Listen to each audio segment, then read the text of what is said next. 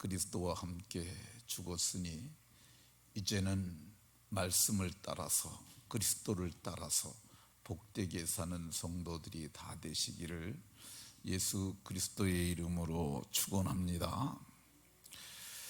사도께서는 20절에서 너희가 세상의 초등학문에서 그리스도와 함께 죽었거든 이렇게 말합니다. 우리가 죽었다고 이렇게 표현을 합니다. 그런데 13절에도 범죄와 무할례로 죽었던 너희를 이렇게 말씀합니다. 동일하게 죽었다는 표현을 쓰고 있습니다. 근데 누구에게 죽었다고 그러냐면 골로새 교회의 성도들에게 죽었다고 이렇게 말을 합니다. 그런데 이게 동일한 죽음을 말하는 게 아닙니다. 이 20절에서 말하는 죽음은 예수님을 믿고 구원을 받았는데 내가 보니까 그냥 구원받은 것이 아니라 예수님이 십자가에서 내 죄를 대신하여 죽었다는 이 대속을 깨닫고 나서 내가 그리스도께서 나를 위하여 십자가에 죽었으니 나도 그리스도와 함께 죽었다고, 이건 믿은 후에 나타나는 자각 반응이고요. 그리고 13절에 얘기하는 것은 범죄와 무할례로 죽었던 이 말은 이 아담 안에서 죽은 것을 말합니다. 그러니까 시차로 얘기를 하면은 이 에덴 동산 사건과 이거 두 번째는 이 20절에서 말하는 것은 예수 믿고 죽은 것을 얘기를 하는 거니까 시차가 굉장히 큰 것을 알 수 있습니다. 그러면 허물과 죄로 죽었던 우리를 살리시기 위해서 그리스도께서 어떻게 하셨느냐? 우리의 모든 죄를 사하시고 13절에 그렇게 말씀합니다. 우리의 모든 죄를 사하시고 죄의 삭슨 사망이라고 그랬잖아요. 이 허물과 죄로 범죄와 무할례로 죽었던 저들을 살리시기 위하여 저들의 죄를 사해 주셨어요. 근데 죄가 그냥 사해진 것이 아니라 피 흘림이 없이는 죄 사함이 없다고 말씀합니다. 그런데 이 죄인의 피는 소용이 없고 이 죄 없는 사람의 피가 흘려야 하는데 사람 중에서는 이 사람의 죄를 대속할 만한 그런 피가 없었어요. 그래서 하나님의 아들 그리스도를 어린 양으로 보내셨고, 어린 양 되시는 그리스도께서는 십자가에서 우리의 죄를 대속하셨는데, 우리의 죄를 어떻게 대속하셨느냐? 14절에 보면 우리를 거스리고 불리하게 하는 법조문으로 쓴 증서를 지우시고 제하시고 그리고 버리셔서 십자가에서 그 모든 것을 못 박아 버렸다고 얘기를 하고 있습니다. 그뿐 아닙니다. 그분께서 우리를 위하여 십자가에서 법조문으로 쓴 증서를 못 박으실 때 이 통치자들과 권세들을 무력하여 드러내어 구경거리로 삼으시고 십자가로 그들을 이기셨느니라 이렇게 말씀합니다.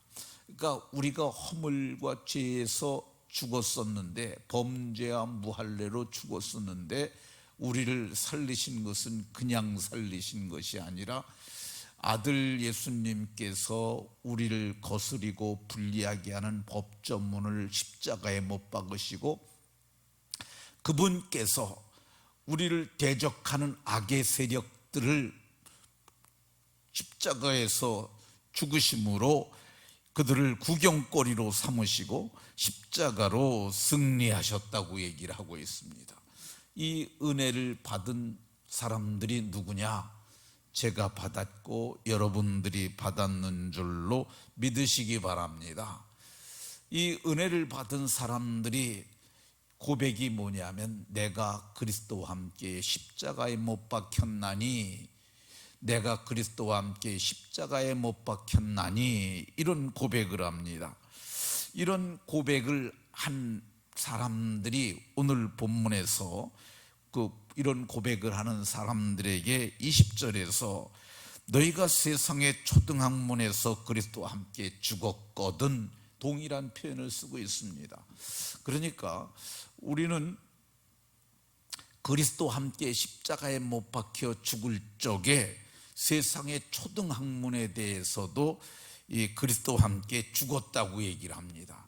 이 이야기가 뭐냐면 우리가 이제 가장 고상한 지식인 대속의 지식을 통해서 우리가 속량을 받았으니 이 허접 쓰레기 같은 것들의 교훈을 따라서는 안 된다는 거예요. 이 초등학문이라는 말이 뭐냐면 구원을 위한 여러 가지 쓰레기 같은 얘기들이 있는데 그런 것들은 따르면 안 된다는 얘기입니다.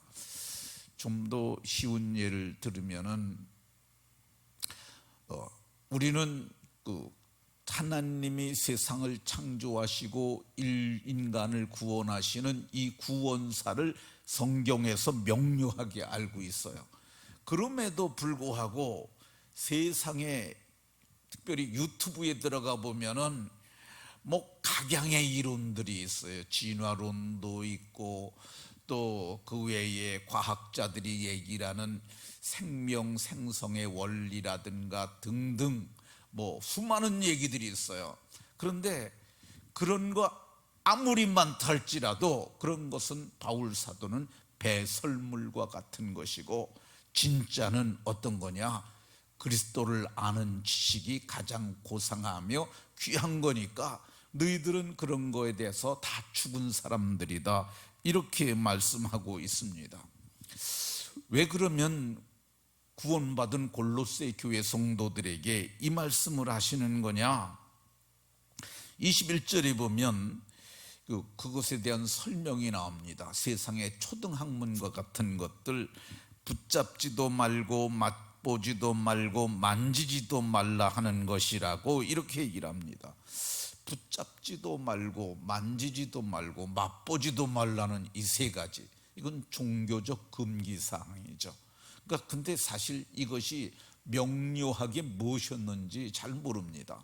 왜 그러냐면 그 시대만 있었던 거야. 근데 이것을 성경은 사람의 명령과 가르침이라고 얘기를 해요.